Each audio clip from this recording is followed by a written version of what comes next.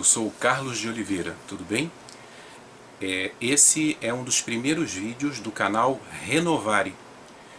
E esse é um vídeo de oportunidade. O que eu quero dizer com isso?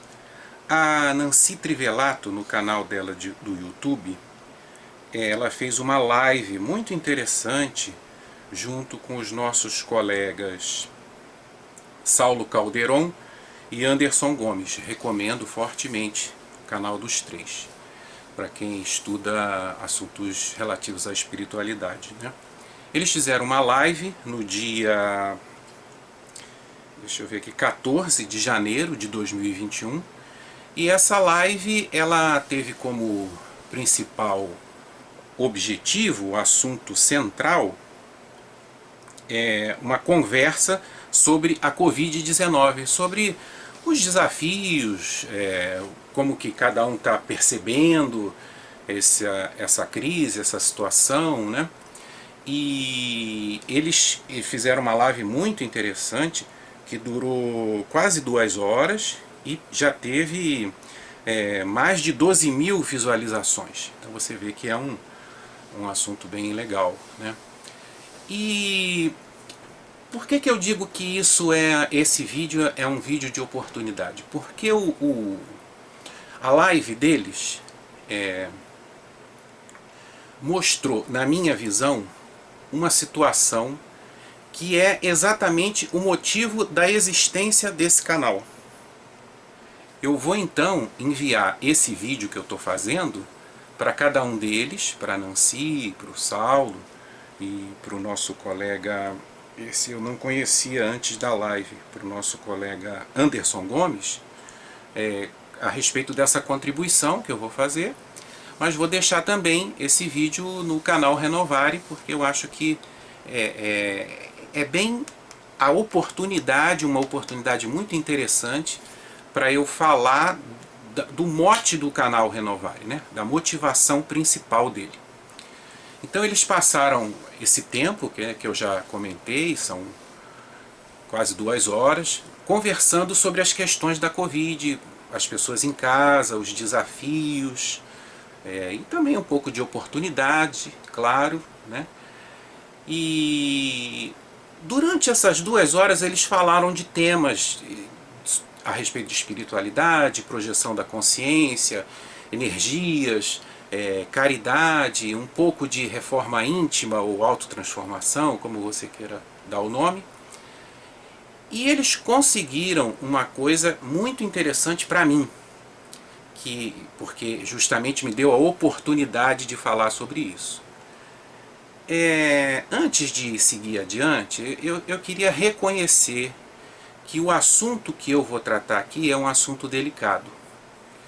É um assunto muito pessoal, íntimo, de cada pessoa, não apenas meu, mas, embora seja delicado, embora seja um assunto difícil, embora seja um assunto a respeito do qual nós, seres humanos do planeta Terra, acabamos por nos envolver de forma muito ruim ao longo da história, né?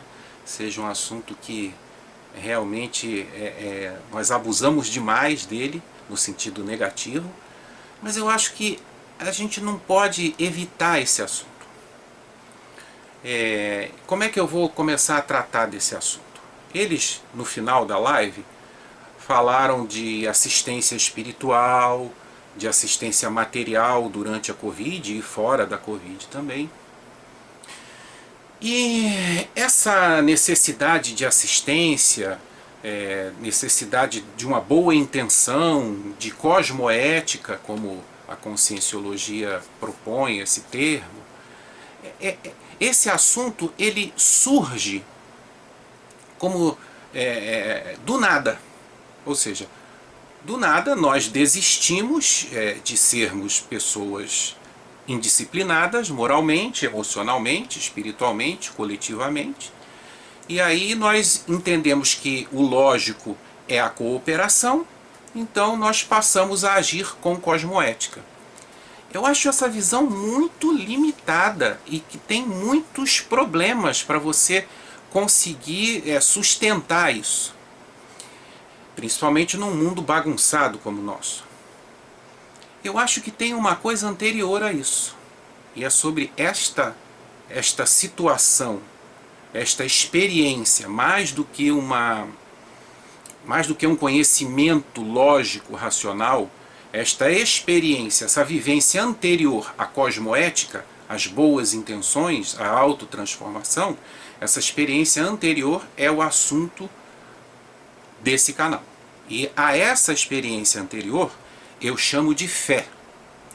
Veja que essa palavra é uma palavra muito bonita, mas eu sei das implicações negativas que esta palavra já tomou ao longo da história da humanidade, que toma até hoje. Então é por isso a razão desse vídeo. Eu sou administrador de empresas, sou bacharel em administração de empresas, e vou dar um exemplo dessa área, e que é um exemplo que todo mundo conhece. Quando você vai criar uma empresa, uma das primeiras providências que as modernas empresas bem administradas fazem é criar uma lista dos valores desta empresa, o que essa empresa acredita, e também criar a lista das suas missões, se possível numa única frase, qual é a missão dessa empresa. Então, esses dois textos pequenos vão nortear a vida daquela empresa. Nas empresas bem administradas, a cada passo, a cada modificação, a cada crescimento, a cada decisão estratégica, esses valores e esta missão são consultados para ver se a empresa continua indo na direção coerente com os seus valores e a sua missão. Ok? Beleza. Bom, eu creio que o ser humano também precisa, todos nós precisamos, embora eu acho que a maioria nem faz isso, precisamos descobrir quem somos nós, quais são os nossos valores e quais são as nossas missões. Eu acho que faltou isso, um pouco essa conversa nessa live, e eu acho que falta muito disso em vários trabalhos que eu vejo sobre espiritualidade hoje na internet e em livros também. Então, assim, eu vou abordar essa questão de uma maneira bem diferente do que normalmente se aborda o tema fé. Então vamos lá. O ser humano do planeta Terra, nós temos 5 sentidos, e é com esses 5 sentidos que nós vivemos, apreendemos, avaliamos o mundo, né? A visão, a audição, o olfato, o paladar e o tato. Hoje nós sabemos que a nossa visão, a nossa audição, o nosso olfato são sentidos que, diante de outros seres vivos na natureza, são muito pueris. Ou seja, a gente enxerga muito mal. Existem vários animais que enxergam melhor do que a gente. O nosso olfato é muito limitado. Existem outros seres vivos que têm o olfato 60 vezes melhor que o nosso. E nós ouvimos muito mal também. Então, na verdade, quando as pessoas falam assim, eu só acredito naquilo que eu vejo, a pessoa não tem noção do que ela está falando, porque nós somos quase cegos, quase surdos, e quase não sentimos nenhum odor. A nossa relação com o meio ambiente ela é muito prejudicada, porque esses 5 sentidos são muito limitados. E os outros sentidos, que a gente poderia chamar de sexto sentido, ou sentidos espirituais de percepção da realidade paranormal, extrafísica, também são muito limitados. Então, a nossa percepção do mundo é limitadíssima. Esse é o primeiro ponto que eu queria chamar a atenção. O segundo ponto que eu queria chamar a atenção é que a nossa ciência, apesar de ter conseguido alcançar conquistas admiráveis, principalmente se a gente olhar para o passado, a verdade é que mesmo a física de partículas e a astrofísica já chegaram à conclusão de que a matéria é energia, pode se transformar em energia, a energia pode se transformar em matéria. Mas no duro mesmo, mais de 80% da energia que existe, os nossos aparelhos não conseguem captar. Ela está aí, a ciência já sabe que ela está à nossa volta, mas não sabe o que é essa energia. Não sabe onde ela está, o que ela está fazendo, de que natureza exatamente ela é. Então você veja, nós, primeiramente, os nossos sentidos são limitadíssimos. A nossa ciência também, mesmo a ciência mais moderna, é limitadíssima. Com os mais otimistas creem que nós captamos 20% da realidade. Pode ser menos. Tem gente que sustenta que nós captamos com os nossos melhores instrumentos 5% apenas da realidade. E mais, em termos do conhecimento da nossa psique, em termos do nosso autoconhecimento, em termos da psicologia, do campo do conhecimento que nós chamamos como psicologia, nesse campo eu tenho muita afinidade com a proposta do Jung, né? Ele diz que a nossa parte consciente da nossa psique é como se fosse uma pequena rolinha. E o nosso inconsciente é como se fosse um oceano, como o Oceano Atlântico. Você veja, uma rolinha, mais ou menos desse tamanho, não sei se todos têm a percepção da grandiosidade que é o Oceano Atlântico. O Oceano Atlântico seria o nosso subconsciente. Ou seja, o nosso consciente praticamente é irrisório em relação ao nosso inconsciente. Então você veja bem, primeiro, os nossos sentidos de percepção da realidade são limitadíssimos. A nossa ciência é limitadíssima para superar essa percepção limitada da realidade dos nossos sentidos. Isso é olhando para fora. Olhando para dentro, o nosso autoconhecimento também é limitadíssimo. Ou seja, nós somos quase surdos, quase cegos, quase não sentimos olfato. A nossa ciência, os nossos melhores aparelhos não captam quase nada da realidade e nós praticamente não conhecemos quase nada a nosso próprio respeito. Isso é uma situação complicada, cara, para se viver. Eu entendo que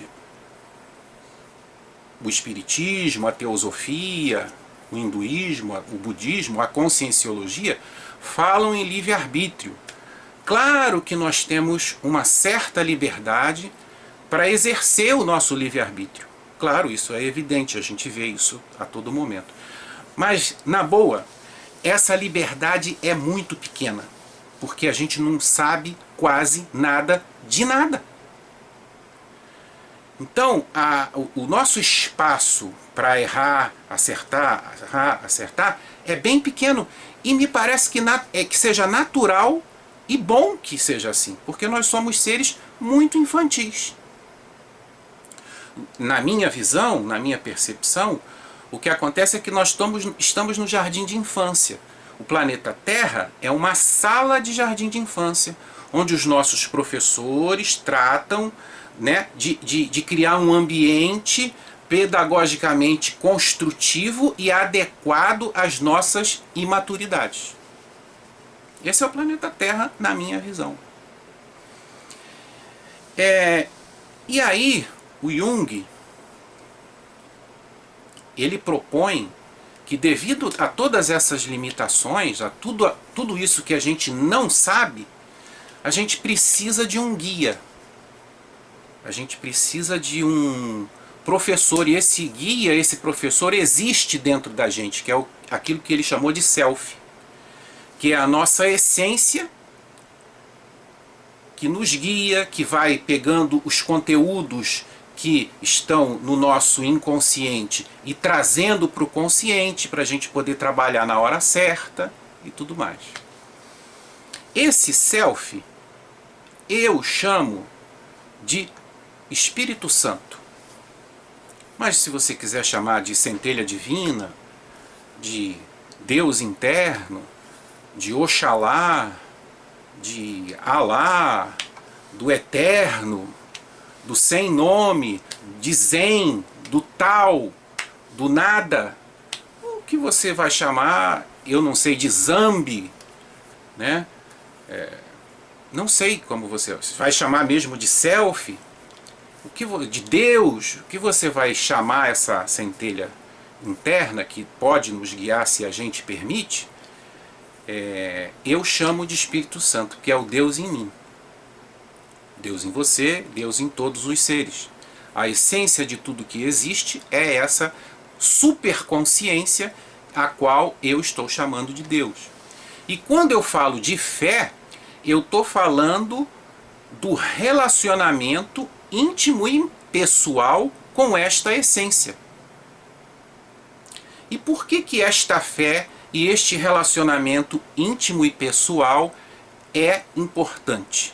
Porque é através desse relacionamento com o Espírito Santo, com o nosso Deus interno, é que nós temos o melhor guia, o guia mais seguro, a ferramenta mais importante para a nossa autotransformação. Por que eu digo isso? Porque no meu caso, eu sempre vivi essa batalha. Eu desde muito novo, eu já discuto religião graças aos meus pais. A minha mãe era umbandista e meu pai era espírita. Então essas questões filosóficas ocupam a minha mente desde 10, 11 anos.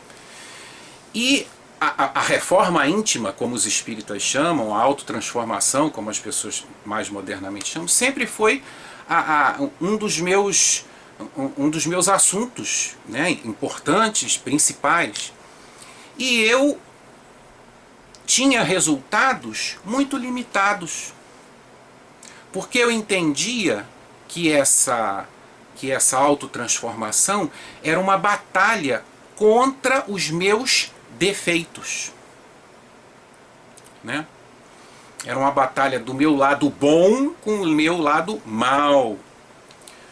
Só quando eu consegui ter experiências, vivências, e aí não é um conhecimento racional, é um conhecimento que está além do conhecimento lógico, só quando eu consegui ter experiências com esse chamado Espírito Santo, com esse self, e eu consegui ter uma leve noção íntima do que significa o amor universal, aí eu obtive a ferramenta que eu precisava para trabalhar o meu orgulho, o meu egoísmo, os meus medos, a minha indisciplina, a minha preguiça, a minha falta de empatia pelo sofrimento alheio. Porque na raiz de todas essas questões, de todos os nossos desafios morais, que eu prefiro chamar de imaturidades, na raiz de todas as nossas imaturidades, incluindo aí depressão, ansiedade, na raiz de tudo isso, claro que existem vários degraus, e cada um de nós constrói essas imaturidades com degraus próprios. Mas no fim dessa escada, começou aqui, externamente é orgulho, lá no fim dessa escadinha, lá no interior, está o medo. E esse medo existe porque eu ainda não fui humilde o suficiente para me umidificar do amor infinito e irresistível de Deus. É a partir da rendição, e aí eu estou usando alguns termos protestantes, porque é um caminho espiritual ao qual eu tenho muito contato, assim, respeito muito, aprendi muito com eles. É a partir da rendição interna a este ser que é a minha essência, não é nenhum Deus em Alfa Centauro, é aqui. A partir da rendição a essa minha centelha divina, a esse amor, que me faz viver momentos. Eu não consigo, pelas minhas experiências desse amor universal, e amor também é uma palavra complicada, né? Mas vamos tentar nos comunicar assim, a partir desses flashes de amor universal, porque é uma experiência tão avassaladora que eu começo a me descontrolar, então a experiência termina. E ela não acontece quando eu quero. Eu preciso realizar regularmente práticas de busca ao contato com essa essência interior, e aí, eventualmente, as experiências acontecem. Não são quando eu quero, elas acontecem quando acontecem. Não depende da minha vontade nem de planejamento.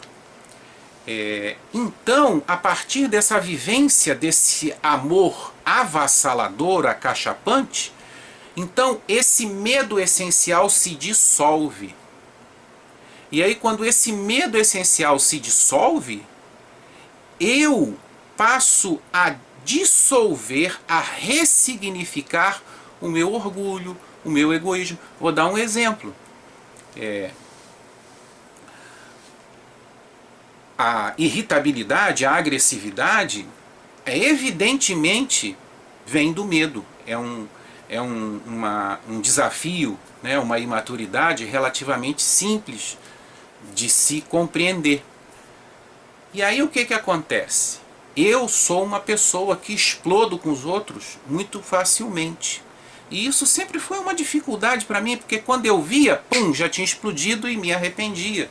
Em muitas situações eu tinha toda a razão do mundo, né, naquela situação, mas eu perdi a razão dada a irracionalidade da minha reação.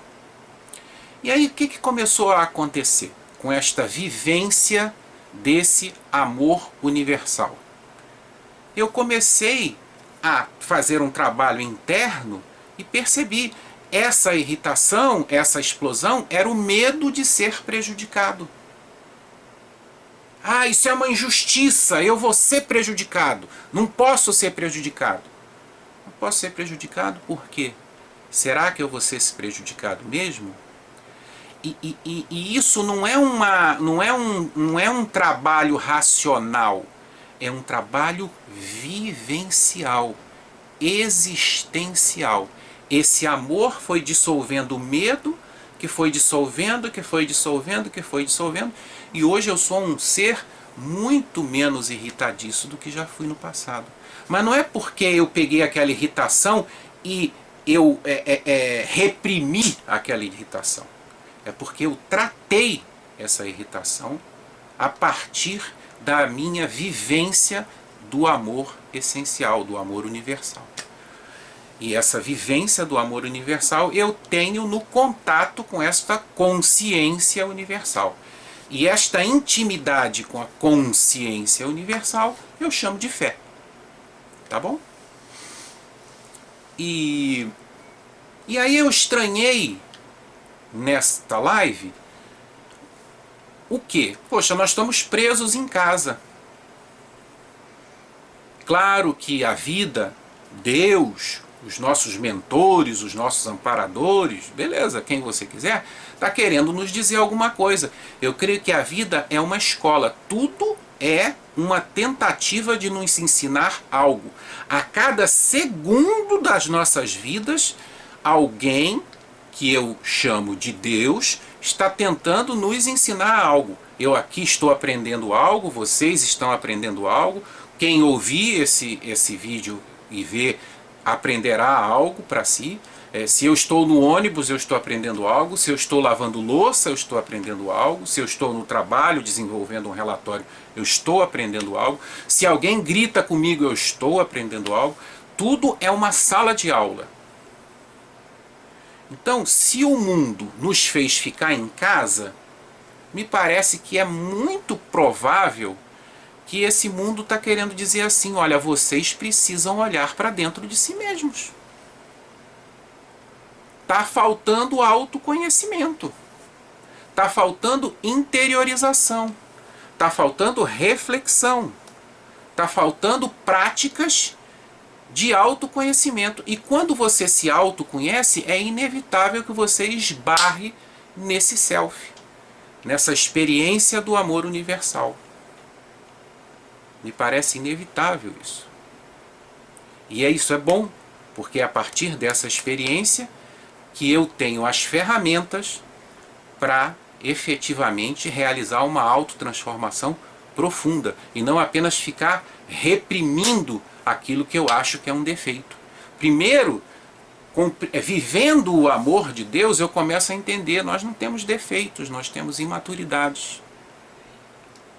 Eu começo a entender também, por essa vivência, que nesses momentos dessa vivência amorosa, o perdão não faz sentido, porque simplesmente é impossível que eu me ofenda. Se sentir ofendido uma vez estando nesse estado amoroso, é impossível. Então, não precisa ter perdão, porque não tem ofensa. Então, o primeiro grande desafio que começa a desabar na frente da pessoa, que, como eu, passou por isso, não sei se esse é o único caminho evolutivo existente, estou falando da minha experiência, a primeira grande muralha a cair é o medo essencial. A segunda é a dificuldade de se auto-perdoar. Porque eu nesses primeiros instantes, eu vivo o amor que Deus sente por mim. Eu entendo e vivo exatamente o que Ele sente por mim. E eu sei que não faz o menor sentido eu não me perdoar, porque o amor é tudo que há. Se você vive fora do amor universal, a sua vida não faz o menor sentido. Quando você começa a ter esse tipo de experiência, e aí estamos falando de experiências de 15, 20, 30 segundos no máximo, no meu caso, porque eu não consigo sentir mais do que isso. Esse tipo de experiência começou a me mostrar que antes eu via a vida em preto e branco. Agora eu estou vendo a vida colorida. Como tem na Bíblia, né? E eu vi um novo céu e uma nova terra. Como diz o Zen budismo, antes eu via as nuvens e agora as nuvens não são mais nuvens, porque eu estou vendo o mundo sobre uma outra ótica. É a ótica do amor universal. E eu sinto falta de vocês falarem sobre práticas de interiorização, sobre fé, sobre essa superconsciência, que não é um velhinho sentado numa cadeira que vem nos punir ou vem nos dar prêmios, não é nada disso. É algo que está acima do raciocínio lógico. Os mestres zen, se você perguntar a um mestre zen, Deus existe? Ele vai responder com um nobre silêncio. Porque se ele disser que Deus existe, ele está errado. Porque Deus está além da existência. Mas se ele disser também que não existe um Deus, ele também está errado. Então, assim, a gente aí está caminhando numa experiência da mente, da consciência, do espírito, que está acima da lógica, que está acima da razão. Mas ela não é menor por causa disso. Ao contrário, apesar da racionalidade, do intelecto ser uma conquista maravilhosa, ele não é a única forma de apreensão do conhecimento. Existe uma forma, pelo menos uma, forma além disso, que é a apreensão direta da realidade. E aí você esbarra nisso que eu chamo de Deus, dessa superconsciência. Você esbarra no Zen, no Tao, no sem nome, em Oxalá, em Alá, no eterno, no nada, no vazio.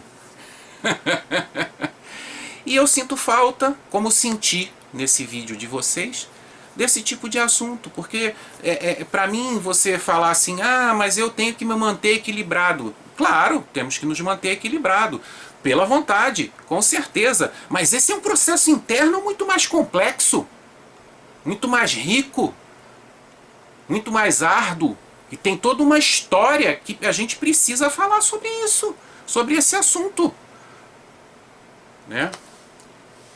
Então é isso, eu queria deixar essa contribuição para a live de vocês. Fiz questão de não colocar no canal o link para esse vídeo porque achei que era muito invasivo.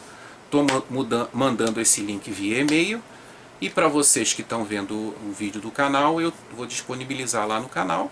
E agora vocês já estão sabendo que o canal Renovare, ele vai focar em 2 assuntos que eu considero muito importantes e que ou as pessoas lidam de forma muito dogmática, muito preconceituosa, ou elas não ligam, não tratam desse assunto, que é a fé e a autotransformação moral, a nossa superação das nossas imaturidades. É isso aí. Obrigado, tá? Deus abençoe vocês. Tchau, tchau.